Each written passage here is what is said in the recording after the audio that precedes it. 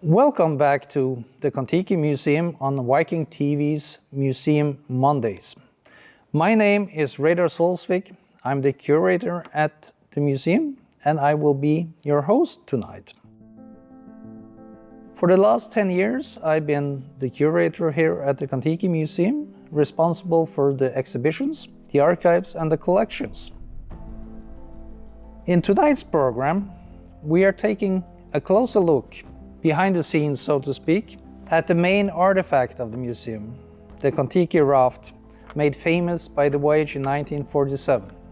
I'm going to tell you kind of the life story of the raft, how it came to be stranded on the small coral islands in the South Sea, ended up in a small modernistic looking but very popular museum in the north, in Norway. I will also show you some of the artifacts from the expedition and read some excerpts from the unpublished logbook of the Kon-Tiki voyage. As always, we will close the evening with answering your questions from the deck of the Kon-Tiki. The Kon-Tiki expedition was a daring voyage of 4,320 nautical miles on the high seas, with a small balsa wood raft from Callao, Peru, to Moto Islands in Polynesia. The raft was a reconstruction of the ancient balsa wood rafts of Ecuador and Peru. Thor Heyerdahl, a young, unknown Norwegian ethnologist at the time, organized the expedition in order to prove the feasibility of his theory that South American Indians had been the first to settle some of the islands in East Polynesia. He resorted to this practical experiment because all the experts at the time believed that these rafts were not seaworthy vessels and that they would sink in a matter of weeks, and such a voyage to the Polynesian islands would take at least 3 months. The Kon-Tiki raft and its crew set sail from Callao on April 28, 1947, and after some heavy storms with up to 9-meter high waves, which would have covered the top of the mast, they safely reached the island of Raroya in the Tuamotu group on August 7th, after 101 days at sea without seeing no other vessel. The 5 Norwegian and 1 Swedish crew members had indeed proved that the practical experience of ancient South American mariners far exceeded the theoretical postulations of European scholars.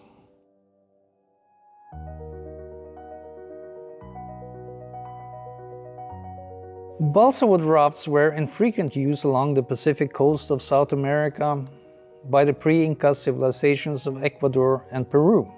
And these simple balsa rafts were still in use up into the early 1940s.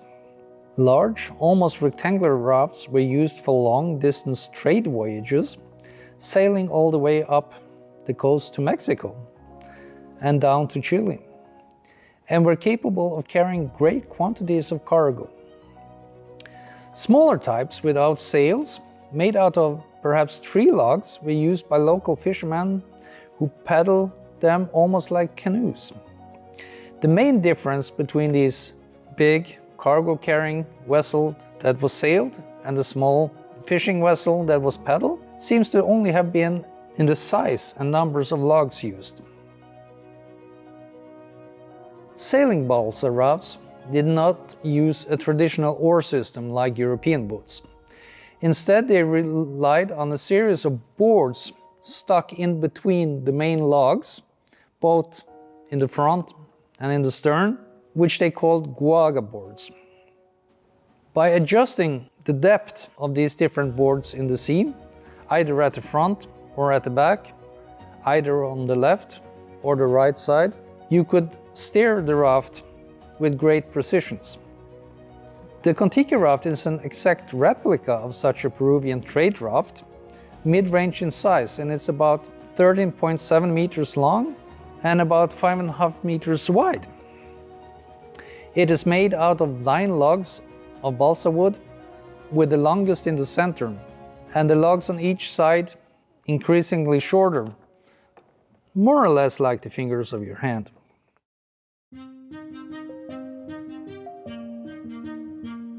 When it was lifted out of sea after 101 days across the Pacific, it weighed just shy of 20 kilotons.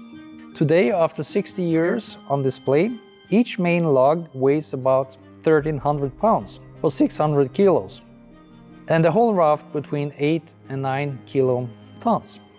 The raft has a square sail, like in Viking boats, about 15 by 18 feet, or 5.5 by 4.5 meters.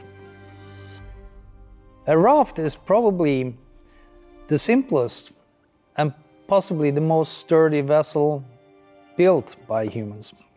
And it's very easy. Perhaps even some of you did it when you were young. What you need is simply an odd number of trees of a type that has sufficient buoyancy. Balsa, being both soft and strong, is of course the best suited. The size of the log is given by what size of raft you want. It's important to make sure that the trees have roughly the same diameter along its entire stem. Then you take off the bark, lay the logs next to each other, with the longest in the center, and then, with a really long rope, start to tie one log to its neighbor on both sides. For a raft the size of the Kon-Tiki, repeat this process about 10 times along each log. And then you have to put on cross beams to strengthen the structure, and then you can just put up a deck and a mast. And about 200 knots and 3,000 meters of rope later, you have a functioning balsa wood raft.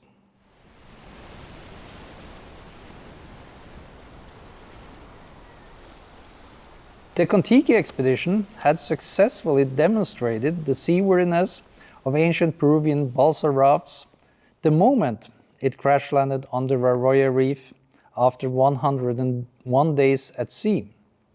This proved that Thor Heyerdahl's theory of the settlement of Polynesia were at least possible.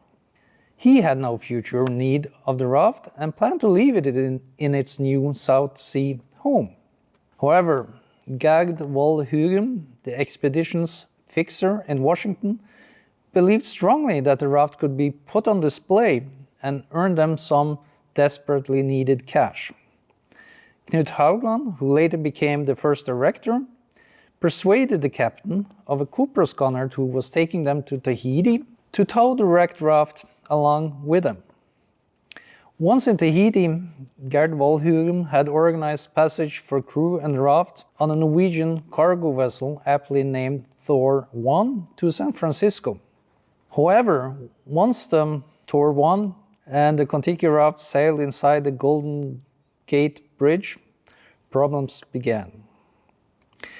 The expedition would have to pay harbor fees for the raft, and if they wanted to put it on display, they needed to rent cranes and trucks to move it.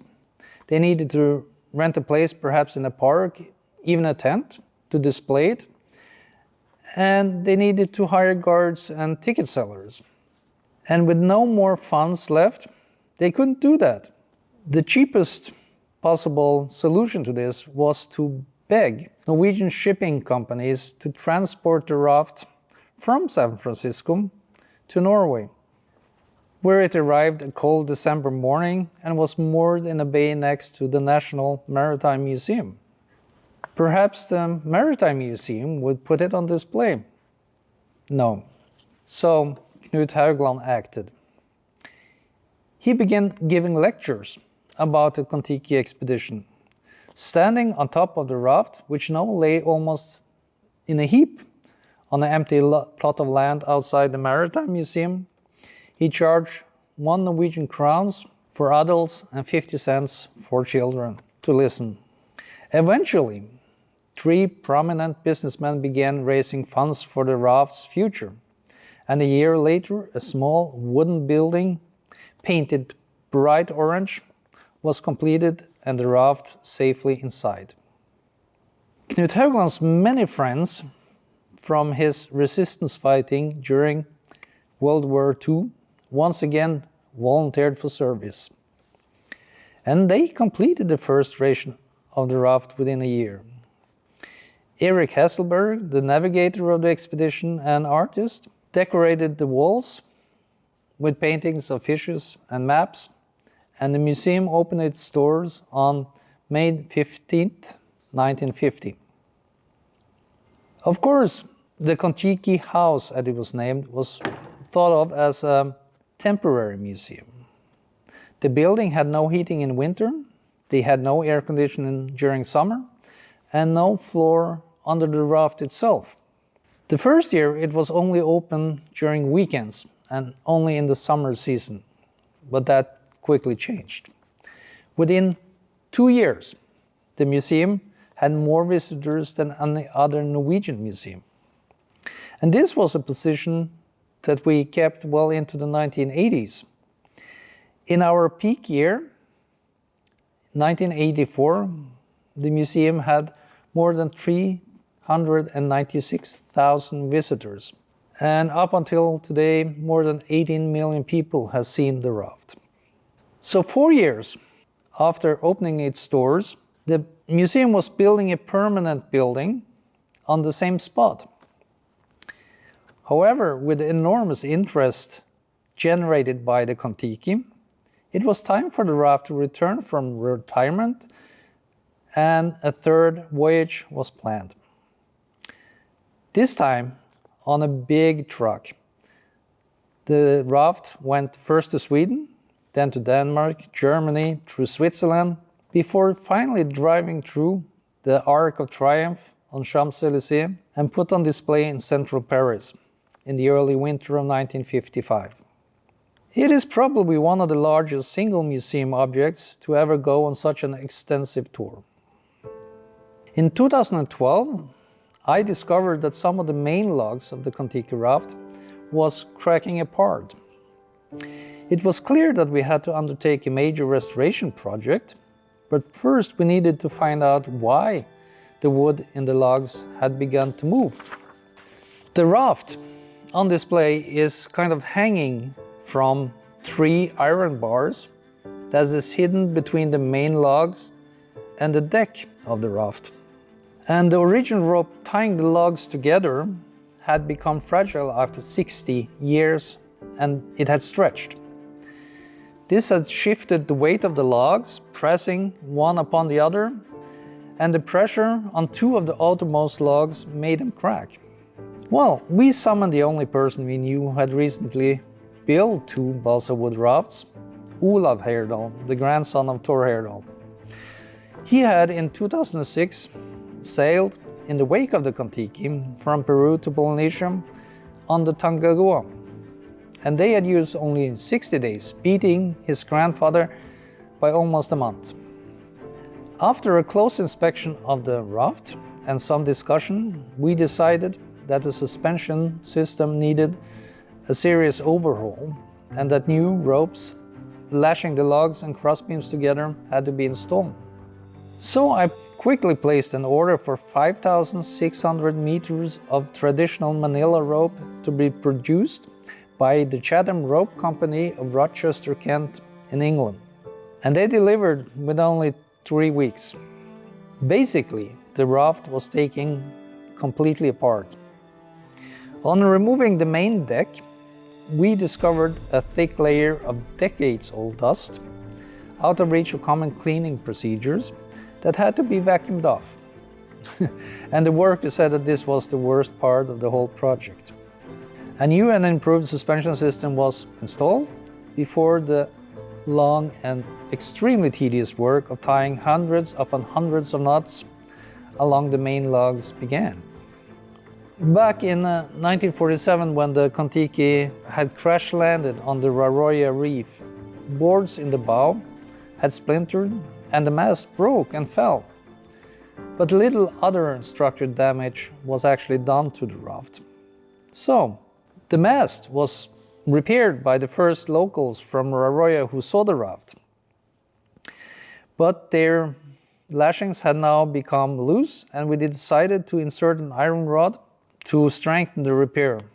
Likewise, the boards in the bow was spliced together before the crossbeam and deck would be put back on. As part of the restoration of the raft, we decided to upgrade our exhibition. The original exhibition had focused on Kon-Tiki as a replica of a primitive South American balsa log raft. We, however, decided to focus on the historical vessel that in 1947 sailed from Peru to Melanesia and created an enormous popular movement. Since most of the equipment and food rations were left on Roya, we spent a lot of time researching together with the US Army Quartermaster Museum in order to track down the exact equipment and food rations used aboard the Kon-Tiki. Originals and some replicas were acquired and put on display to give some context to the expedition voyage 70 years earlier.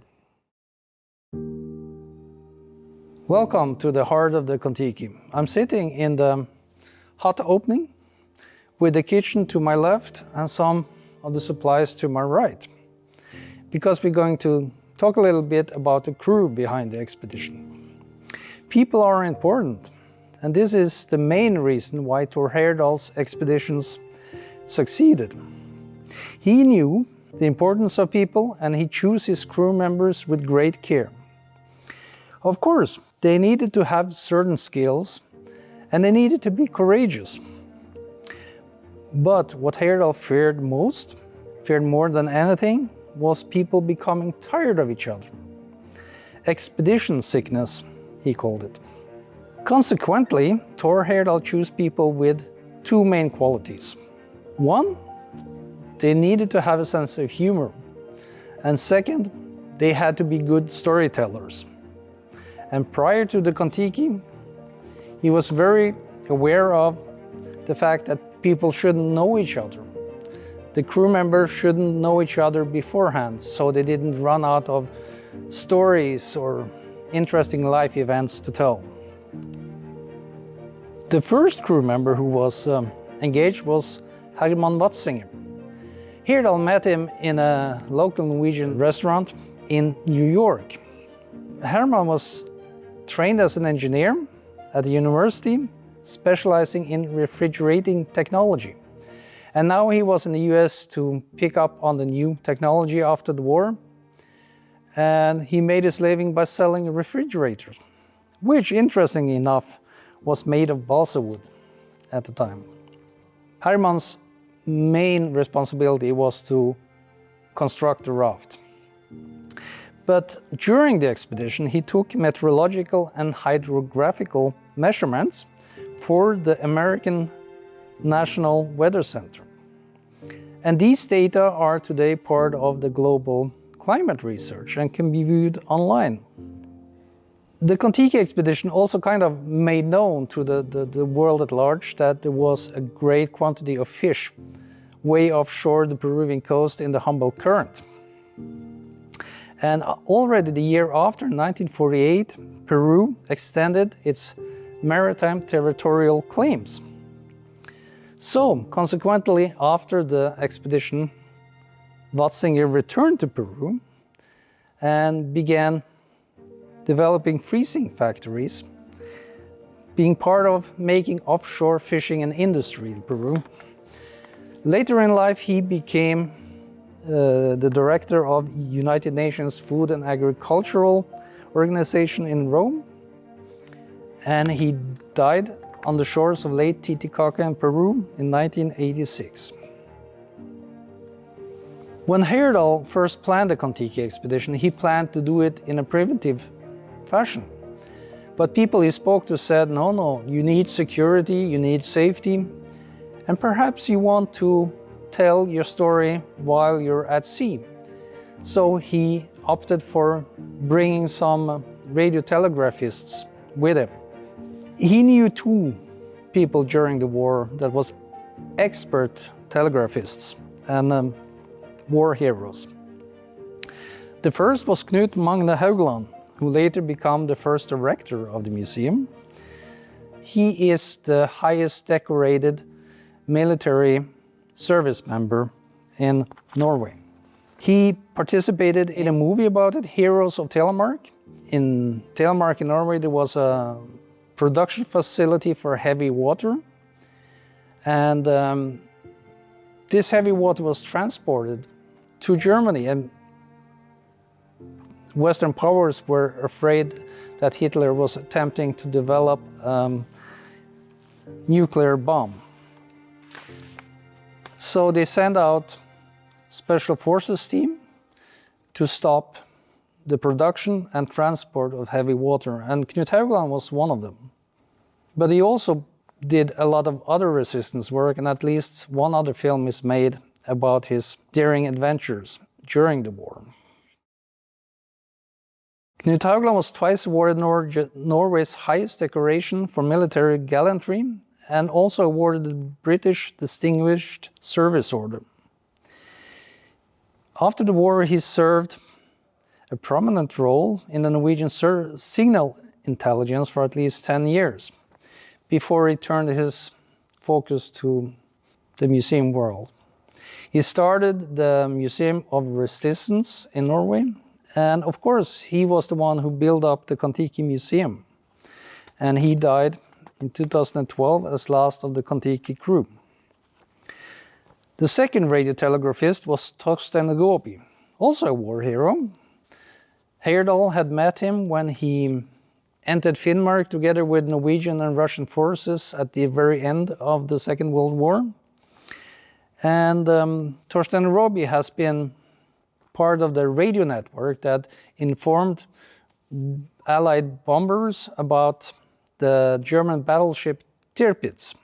What characterized Råby was that he was extremely cold under pressure. His radio messages was attached to the main German antenna in the village where he was stationed, and he sent his message and took his equipment away before the Germans could detect him. After the Kon-Tiki expedition, he built up the radio network for the Norwegian settlements in Svalbard and Jan Mayen, and he died already in 1964 in Canada, being part of an expedition trying to reach the North Pole by skis. The navigator of the expedition, Erik Hesselberg, was a childhood friend of Thor Heyerdahl from Larvik on the southeastern coast of Norway. They had made great treks together in the Norwegian mountain regions when Heyerdahl was at the university. And later, Hesselberg had spent 2 years at sea. But at heart, Hesselberg was an artist. He was a sculptor, painter, and a songwriter. And after the Kon-Tiki expedition, he built his own sailing boat called Tiki, and sailed and cruised in the Mediterranean oceans for 11 years. At one time, he worked for Pablo Picasso. He died home in Larvik in 1972. The last crew member of the Kon-Tiki expedition was a Swedish guy named Bengt Danielsson. He was an ethnologist, and Thor Heyerdahl and Herman Watzinger met him in Ecuador when they were acquiring balsa wood logs for the raft. He had been part of a Swedish ethnological expedition to the Amazonas, which had ended kind of in a catastrophe, dissolved itself, and he had paddled out of the rainforest and into Ecuador. And now he was looking for more adventures and ran into Heyerdahl, who needed a 6th crew member on the Kon-Tiki. After the Kon-Tiki expedition, Bengt Danielsson studied in America, but then settled in Tahiti, where he wrote a number of books, engaged himself in local politics, especially in the anti-nuclear movement of French Polynesians from the 1960s up to the 1980s. And he wrote the dedicated work of this movement called Mogagua Mon Amour, about local anti-nuclear protests in French Polynesia. Together with Heyerdahl, these 5 people I've just described made the crew of the Kon-Tiki. But one member who wasn't on the raft, but stayed behind in Washington and New York, is always forgotten. At the time, she was termed a secretary of the expedition. I'm talking about Gerd Vold Hugem. During the Second World War, she held a central position in the Norwegian Resistance Forces main organization as the only woman. But she had to flee and worked for the Norwegian government, first in Sweden and then back in London. After the war, she went to Washington as a code specialist and worked at the embassy. There she met Thor Heyerdahl and Knut Haugland and Torstein Roby and started helping them organizing the expedition. She had a huge contact network among American military members, and she was instrumental in the contact between the Kon-Tiki expedition and the American War Department, which sponsored the expeditions with all their equipment and rations. While the expedition was sailing from Peru to Polynesia, she kind of held the communications fort back in Washington. And she was the one who organized the transport of the raft and all its members back to America and Norway. And she did that with basically no funds at all.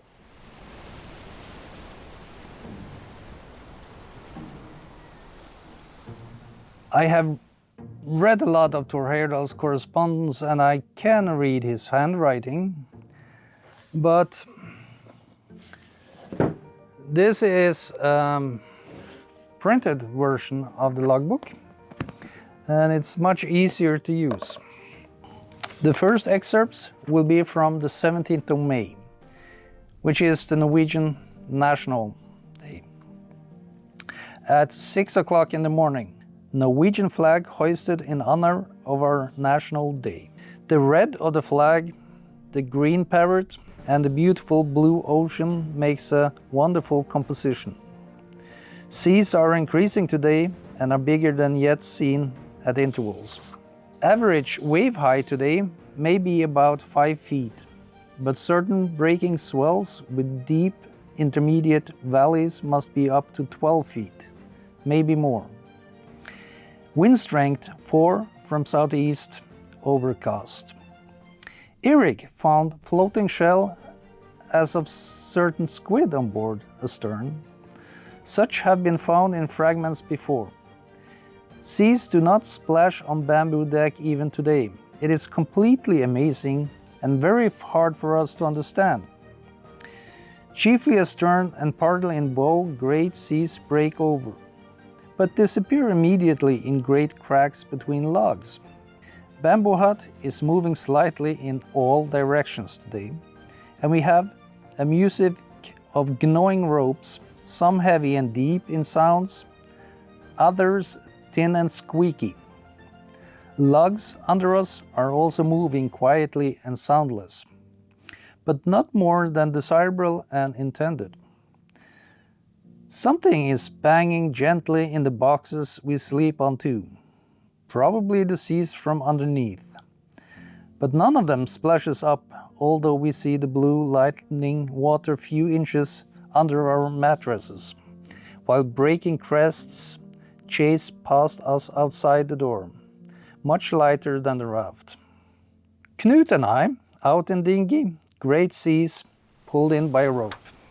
At 1900, our National Day was highly celebrated with toasting and singing on edge of raft, while great waves chased by us in the dark. One broke over and tipped the wooden box with our compass over, but it was saved. Only minor splashes on bamboo deck. And that was a lucky thing for them, because it was the only compass they had.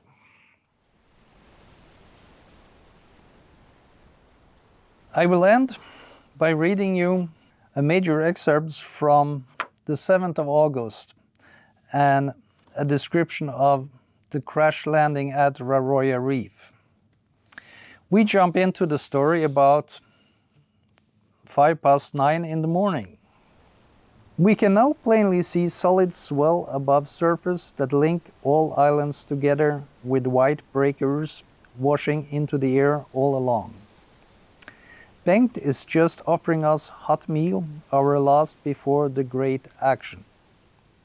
On the reef, just inside us, we see what looks like the wreck of a small sailboat.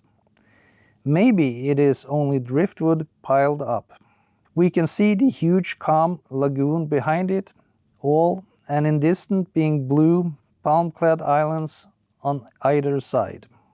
It is the south point we have in front of us, and we are just a couple of degrees from making it.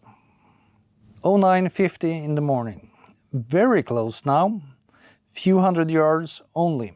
Torstein just informing Cook Island, stand by 10 minutes each hour and inform Norwegian Embassy, Washington, if we are silent for 36 hours. All food, cartons, and loose goods stored on top boxes inside hut.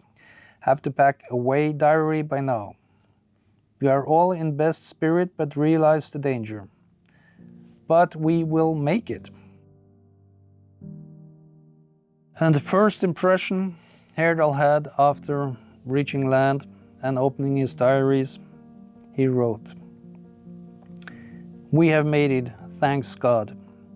We have gone through an inferno no ordinary craft would have mastered with crew alive."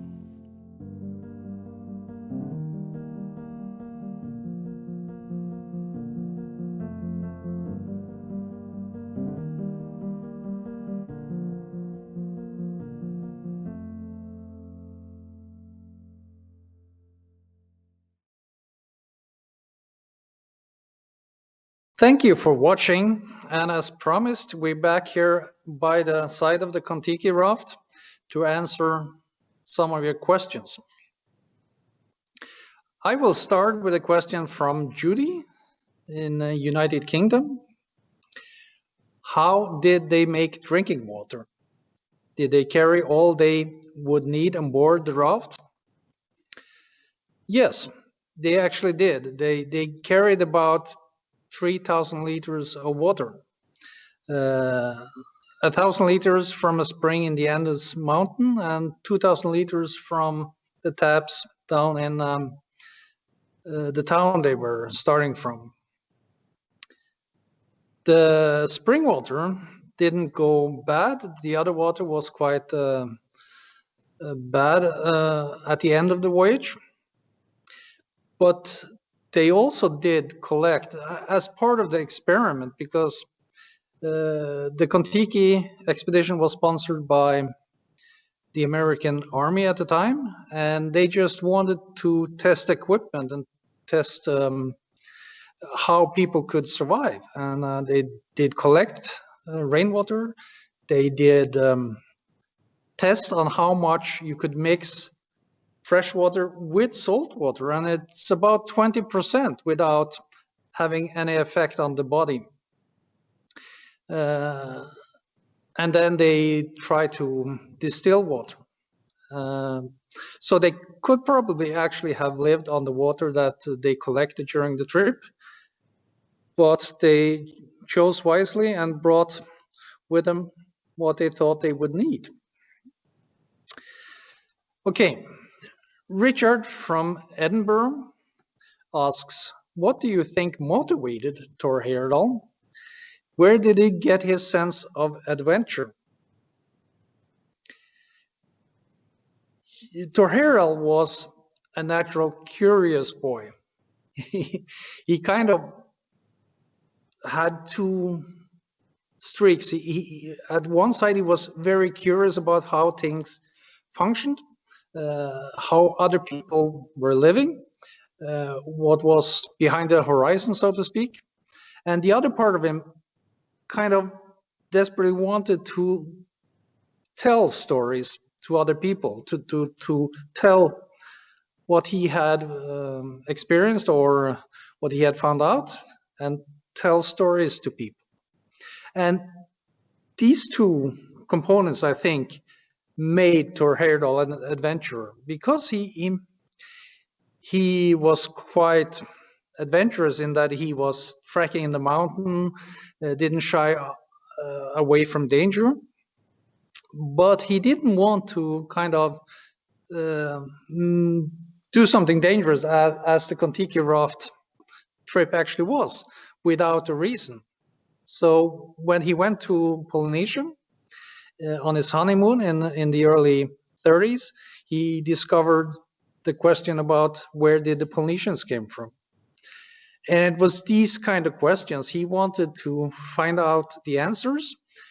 And if it was kind of imperative to make a practical experiment or make an adventure in order to find out, or it was necessary for him to undertake something spectacular in order to make people listen and understand what he was fascinated about, he did that. And that was the reason. When it came to the Kon-Tiki, he wanted to test whether the Kon-Tiki or the balsa wood rafts actually floated. And that was the main thing. So his sense of adventure came from his longing to understand what was going on, and from his interest in other people, how they live their life, how they face the world. Okay, Margaret from New York asks, why was the raft named Kon-Tiki? What does that mean? Well, Kon-Tiki is a compounded name. Tiki in Polynesian is the name of a god, or it's sometimes the name of carved god images. If you go to the Cook Islands, it's mainly in wood. In the Marquesas on Easter Island, there are god images in stone. The Kon comes from South America because Thor Heyerdahl wanted to test whether South Americans have sailed into the Pacific. He wanted to make that true, or make that point even in his way of communicating to people. So in Peru, you have a tale about a cultural hero, sort of a god, that was named Kon-Tiki Museum, or Kon-Tiki Museum. And there's a story about him abandoning his city in the Andes, going down to the coast and sailing out into the Pacific on balsa wood rafts. But this Kon-Tiki is a bit different name, and Heyerdahl changed it from a C, the Kon, from C to K, in order to be able to trademark the name. But that's what this comes from. It comes from mythology in Peru and mythology in on the Polynesian islands. Mabel from United States. How was the expedition and the building of the raft funded? The whole expedition was privately funded by Thor Heyerdahl. He was from a pretty rich family. His father was a brewery owner in his hometown, and he was well, not extremely rich, but well funded. And Heyerdahl borrowed money from his father to pay for the crew. He also, in the end, needed to borrow money from friends and associates in the United States, mostly Norwegians, in order to fund the expedition. I believe, if I'm remembering correctly, the cost of the expedition was about $42,000 in 1947, and quite a lot of money. And but he paid it all back, both to his father and to his friends and to his associates. He paid every single penny, as far as I know, back. So the whole expedition was privately funded, and that was a model that Heyerdahl kept for most of his life. The expedition was also funded in a way by the American War Department in 1946 by lending the expedition a lot of equipment and food, which they could use in order to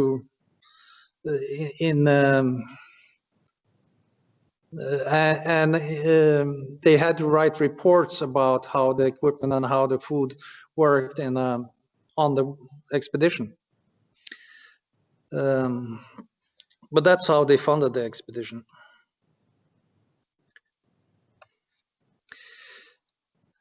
Bridget from London asked, can you tell us more about Thor Heyerdahl's later expeditions and theories? I think he lived in the Canary Islands, connecting the pyramids there to other worlds. Well, it's a very long story if I should tell you about all his expeditions. But basically, Thor Heyerdahl had two interests. His main interest was in the early migrations of the Polynesian people and how that connected to the cultures of early American Indians. The Kon-Tiki expedition was his first adventure and was made as a kind of reply because he couldn't get the scientists, American scientists that he approached to kind of read his theory and comment seriously on it, because they all believed that these balsa wood rafts would sink within 2 weeks. So he carried out this expedition in order to prove to them that that was not the case. Later, he went on expeditions to the Galapagos and later to Rapa Nui, Easter Island, and carried out archaeological excavations there. He brought along professional archaeologists in order to do that. And he financed them himself. In later years, he went back to the Pacific, both to Rapa Nui and to Peru, and carried out large-scale archaeological investigations in both places. This time it was the Kon-Tiki Museum that was funding the project, but it basically was in response to his own theories about the origins and migrations of the Polynesian culture. Later in life, he became more of a diffusionist. He began to connect how early, he developed a theory about how early civilizations had developed by traversing using the ocean currents to kind of keep in contact or spread ideas. And he made several reed expeditions. In 1969, he set sail with a replica of an ancient reed vessel from Morocco and tried to reach Barbados in order to show that people from Africa could have reached the Americas before any other European did that. The boat kind of fell apart and sank about 2 weeks away from Barbados, and he decided to make a new boat. And the year after, 1970, he actually crossed and made it to Barbados with Ra-2, which is also found here at the Kon-Tiki Museum. And he did other expeditions and other excavations to follow up on this theory about how cultures had connected. He did excavations on the Maldive Islands. He did excavations, and he did live in the Canary Islands for the last part of his life. But it wasn't that he believed that the pyramid people were from other worlds. He believed that they were from, it was expression of early cultures that were found on different places around the world.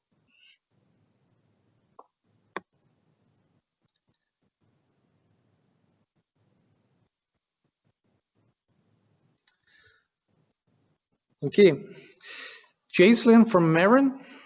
Someone once told me Heyerdahl was also once on a mission to prove that Odin was a mere mortal and not a god, who lived along the banks of the Dnieper River. Do you know anything about this? Yes, of course. Odin is the greatest god in Norse mythology. He's the main god. And if you read the early Icelandic saga, written down by Snorri Sturluson, you would find that he places Odin's origins somewhere in the east.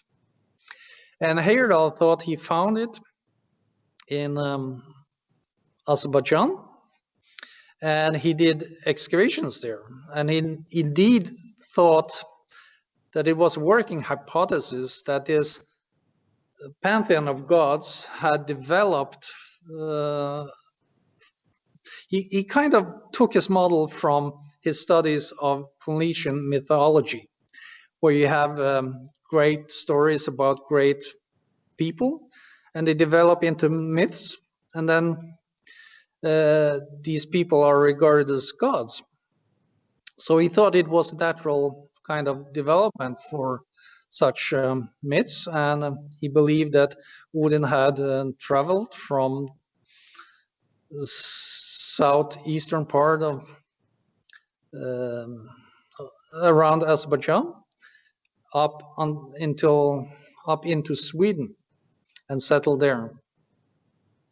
He didn't quite prove that Odin had done that, but later research in recently published, I think in Nature, but I could be wrong, by Eske Willerslev. It's a Danish researcher from the Danish Museum of Natural History, that proved that a lot of what we think about Viking bloods actually was from eastern part of Europe.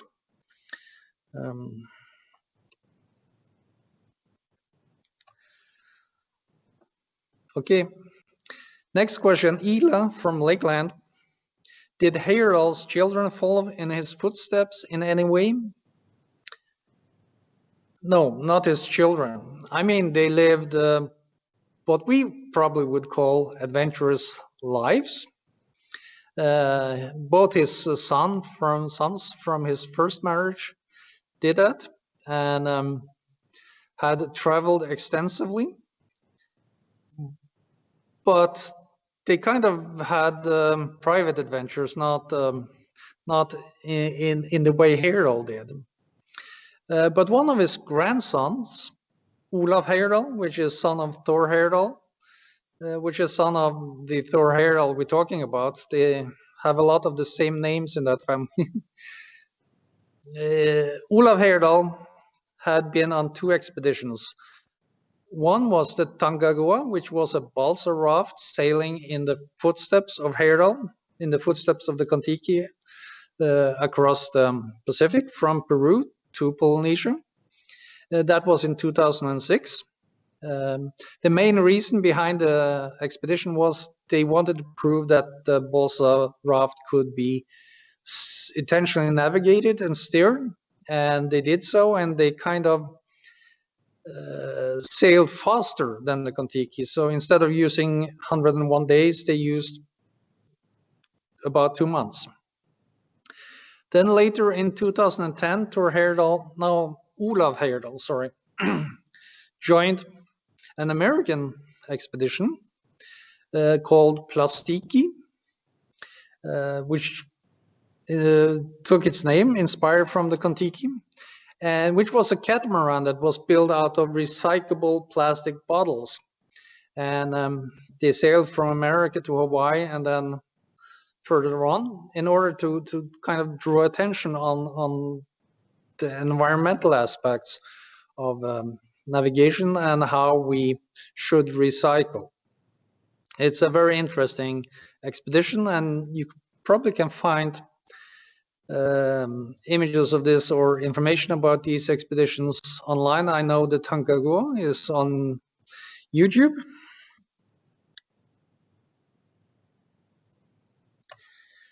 Then we have Albert from Belchertown. Well, Albert disappeared for a moment there. Let's see. Is it about the Norwegians that make them such intrepid explorers? I don't know, really. It could be that we're quite stubborn. It could be that we're kind of huddling together here on the rocky islands far up in the north, and then that we really, really want to go to another place. What I know is that navigation and seafaring has been a vital part of Norwegian history because of the very long coastline that we have. And that has led people all around the world on ordinary travels and commerce. But it also made excellent material for recruiting people for adventurous expeditions. And living a hardy life, we do have a lot of possibilities. We have a unique country in that we have deep fjords and a long coastline that makes us use boats and ships. We also have a lot of high mountains in the interior, which is common land, and everyone can use it.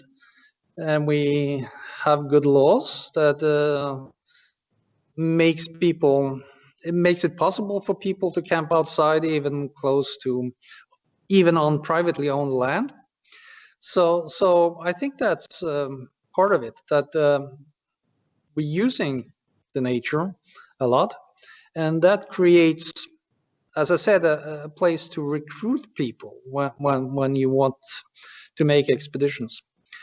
But of course, this is probably also historical. I mean, as other nations surpassed Norwegians in seafaring, and as Norwegian society got easier and the nation as such become richer, we produce fewer and fewer sailors, and probably also fewer and fewer adventurers. So in the long run, that will be a torch carried on by other cultures and by people from other countries. I have no doubt.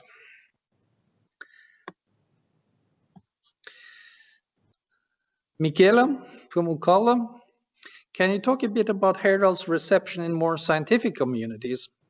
Did he manage to convince his skeptics? Well, yes and no, or rather no, yes, no.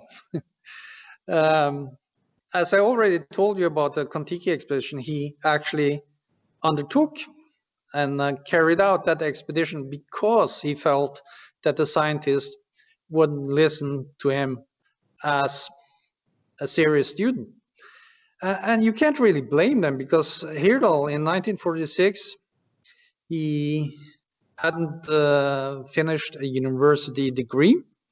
He had just followed his own ideas and his own intellect, and written extensively about Polynesian origins, Polynesian migrations, but not really proved that in an academic way. And he never did. After the Kon-Tiki, he never felt the need to prove himself.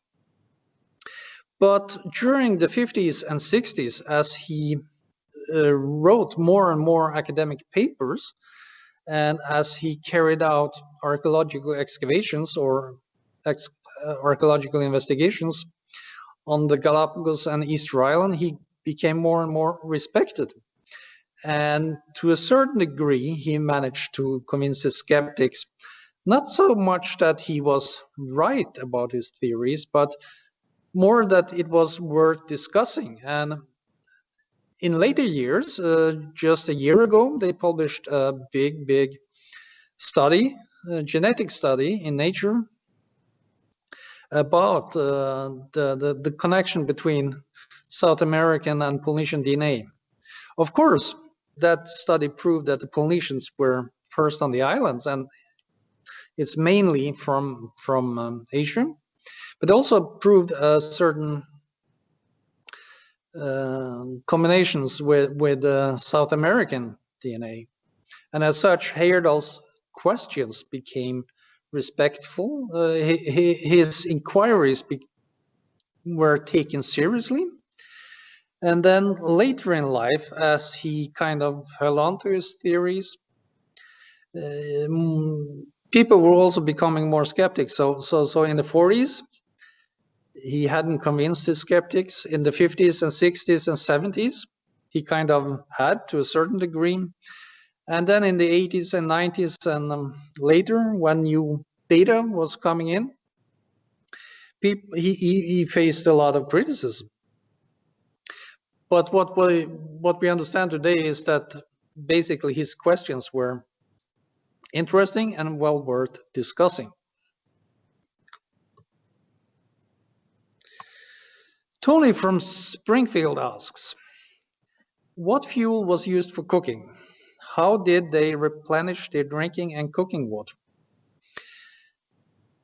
Well, they had a small stove, like a camping stove.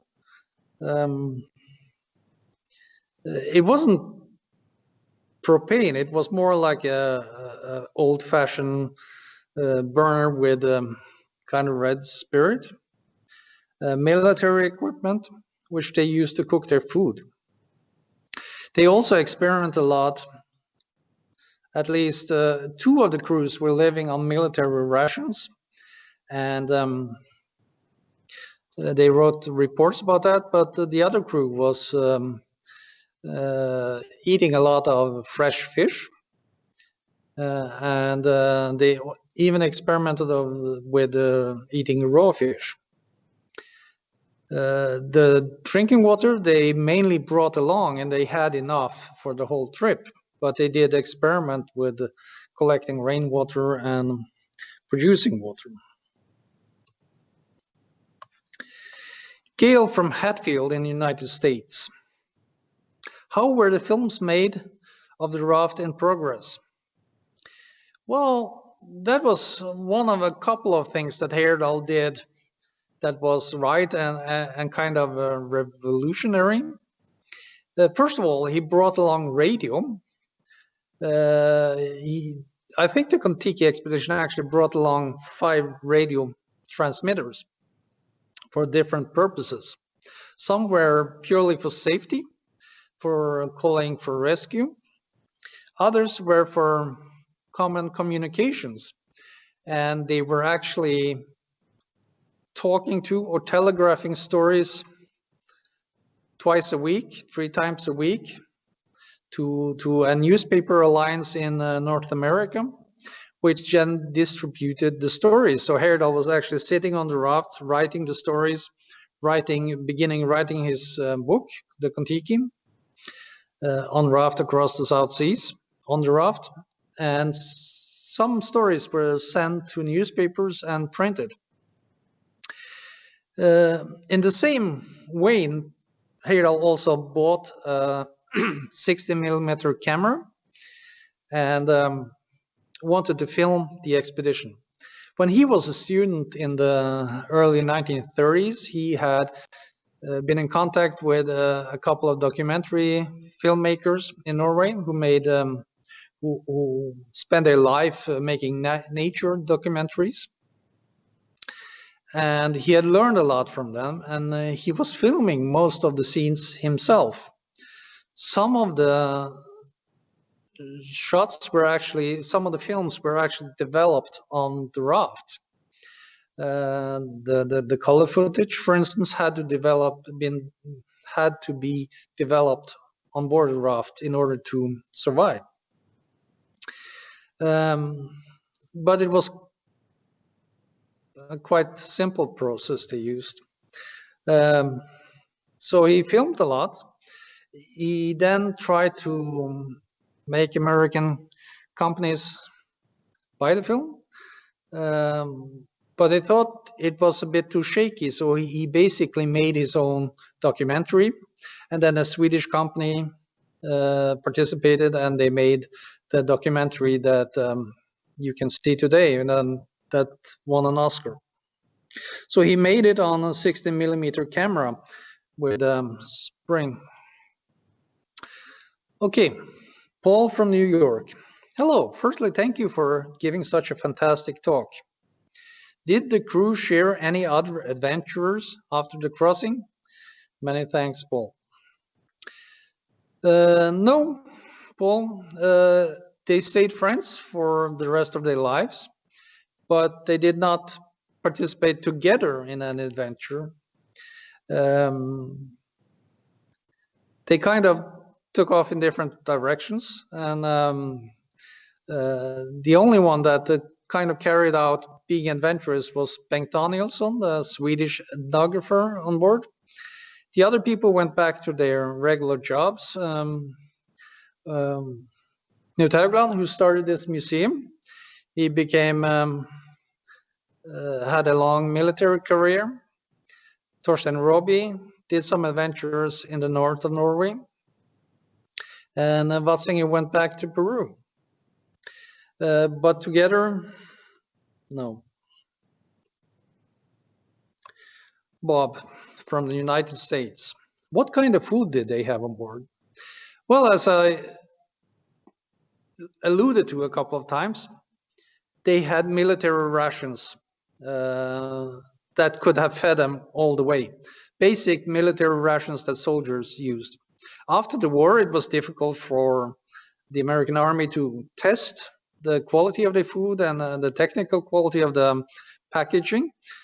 So they gave away food to a lot of expeditions in order for them to test them in real harsh circumstances, which the Kon-Tiki expedition did.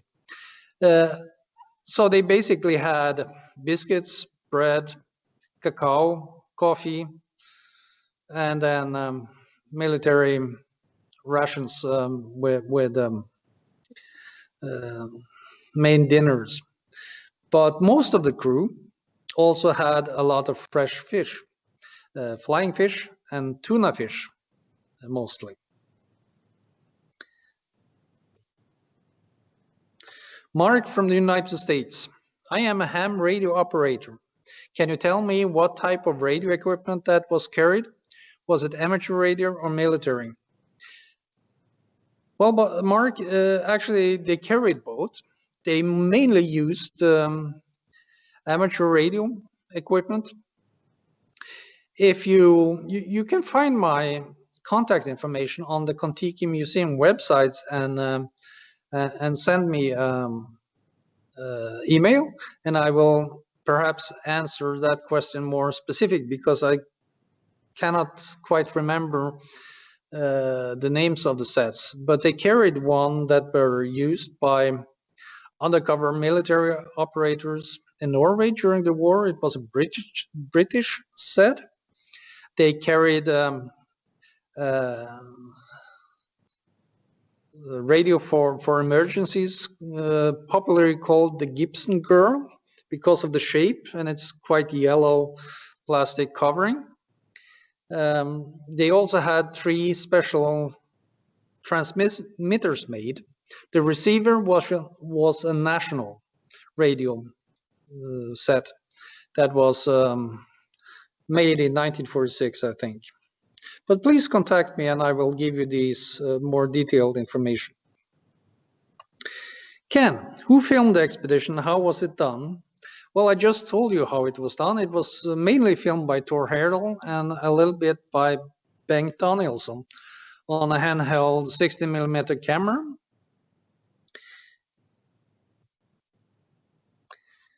And since they got an Oscar, it must have been quite a good product in the end.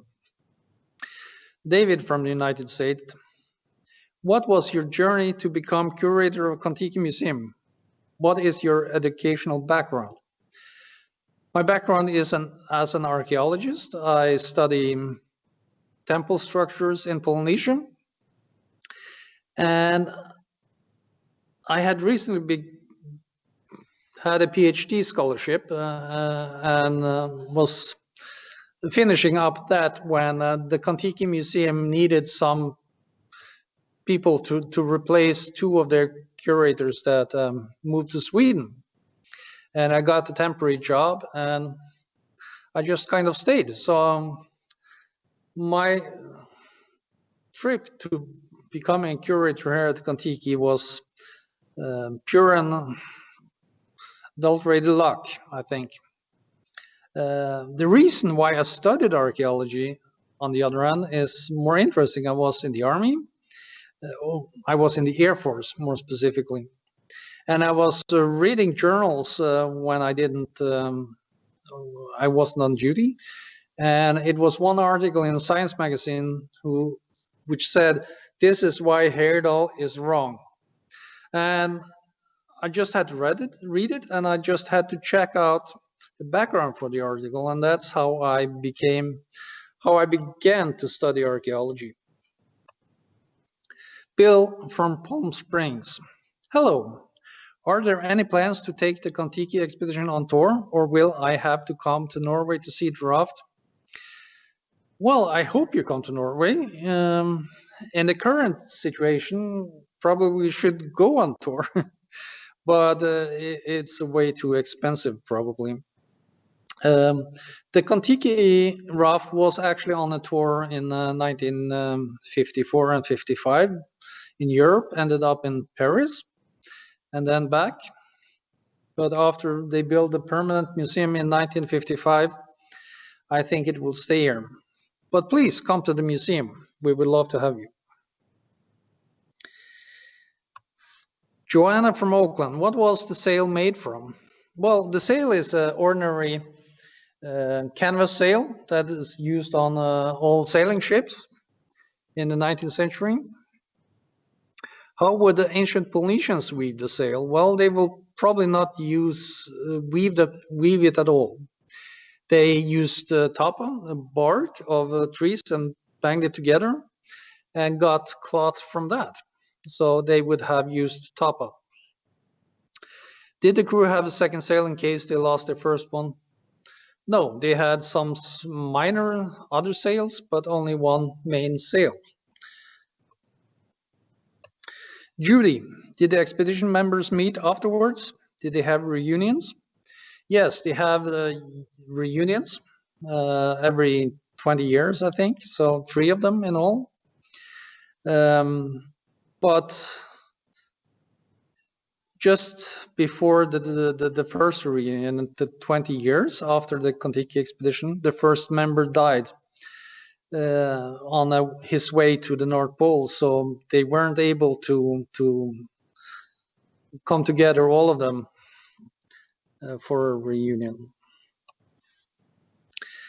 So Greg from Chicago. So were the Polynesians really from South America after all?